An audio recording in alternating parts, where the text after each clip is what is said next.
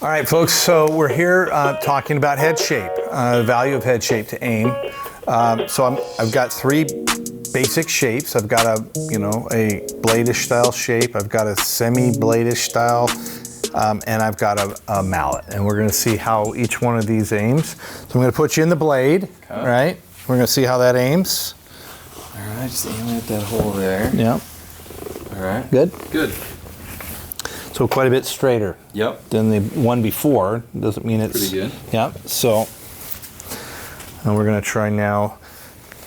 This one has kind of a basic relief in the back, just as if the other one bent this way. This one has a little bit of a change in shape. So we're just talking shapes here. We're not talking about a style. Like I like this style. This is about shapes. So that one's a little bit straighter yet, right? So something interesting is there's no lines on these either, right? Right now, if we're gonna vet the head, we don't want to vet lines with it, right? Yep. You work on one variable at a time, right? Got it. So the trend right now, as you can see, is a blade makes you feel more closed, so you open it. The semi kind of softened back, moved a little bit straighter, right? And now we're gonna do the same offset. Just no head shape, same line angle, everything. So as we set this one in there, a little bit better, right? So with the head shape, we're not necessarily trying to get the job done. Okay. As we're going through this fitting process, the head shapes move aim generally significantly.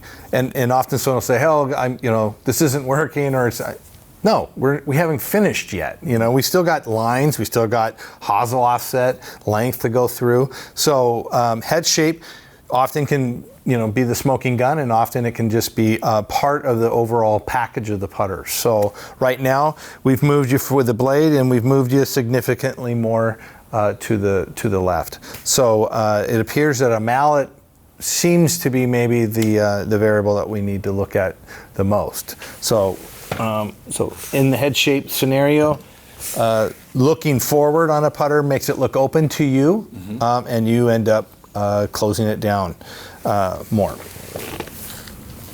Does that look square to you? It does. So often what will happen is we'll put a person in their putter and they'll aim at a certain place, and I'll say, here, now put it in this exact aiming position and tell me what that putter looks like. So if a person who's aiming way left, they'll say, wow, that looks like the putter's aiming off the backdrop to the right, and vice versa. If they're aiming right and I put it here, they'll say, boy, that looks really close. That's what we're talking about. So anybody can kind of check that. And one of the things you can do to help with this process is you could take, how we use the line on the ball. You can set that line down and then put your putter behind it, and then aim it at an actual target, and you'll say to yourself, boy, that looks close, or it looks open. That's the big complaint people have with lines. It's like, I know I've aimed the line pretty darn good, right?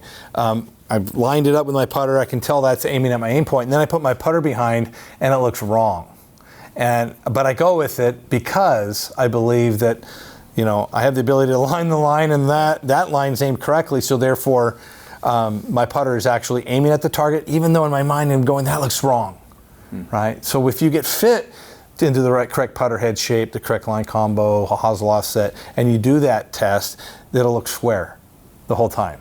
But if something's wrong and the aim bias is off, and you have a strong aim bias, that putter will look really messed up.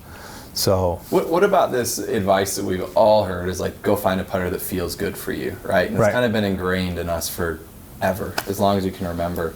If I'm somebody that had never played a mallet, and was really comfortable with the blade, and this didn't feel quite right, would you still move forward? Well, I think that's a good question, because a lot of times people put visuals and sensory, the feel part of the sensory tactile part into the same concept of what feels correct to me. Often mallets in the traditional form are very wonky, meaning that the mallet in its general shape has a lot more mass moving out to the side, and it's trying to rotate. That's why maybe they haven't liked mallets in the past, where this is a mallet but it's toe up, right? So even though someone has a propensity to say, I like blades more than I like mallets, often mallets feel more out of control than a blade because a blade's a lot narrower and it doesn't feel as out of control, right? If they're both going to have torque, a mallet's going to have a lot more torque in a traditional. So, we've taken out weight on this particular line of putters that I've had out for the last 7 years. It's called the torque balance. Removing the weight out of the toe makes the putter stable and balanced. So that perception of a mallet not feeling good is warranted, because most of them are very, very, it's like me holding weight out here. That's very heavy to me. This is not heavy. Right, so that's what torque balance is. It's the toe up is me like holding the putter like this versus me holding weight out here. That's going to over time really wear me out. So yeah, it's what a person feels and what they actually need. We want to eliminate the objections and the reason why people object, and explain them to somebody. Right, why a mallet in the past they haven't liked them. Right, and they usually they just don't like them. They say, I don't like mallets. And I'm like, what did you grow up where?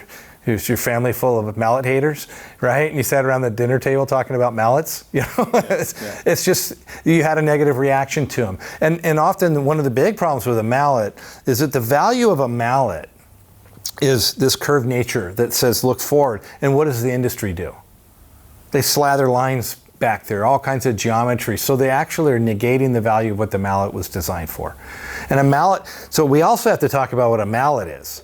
Because in the industry, we have these putters with all this stuff in the back and jet engines and weird geometry. That is not a mallet. That is a hybrid, in my opinion. I call those hybrids. Because a mallet is a round shape. A mallet is something you used to beat things with. And it was a round circular hammer, right? Wood thing that you would pound things with. That's a mallet. That's a mallet. Right? And then there's different mallets. You've got bulbous toed mallets where they have a lot of mass in the toe and then they trail off in the heel. Well, those are to create symmetry in the brain, that the brain tries to rotate those more open because they're trying to create symmetry between the toe and the heel, right? So often those mallets are a little off-centered and they produce a bias too. So I've tried to create a very symmetrical mallet so that we're not fighting the geometry of a mallet. Right, so let's not confuse some of these other parts, like a spider or a two ball. Those are not mallets. Those are hybrids, right? They're not a mallet, in my opinion. So this is a true mallet, and it should be treated as a mallet. And generally speaking, won't have a lot of lines back there. Most of the geometry will be put on the top line because that'll be the value of what the mallet's trying to accomplish.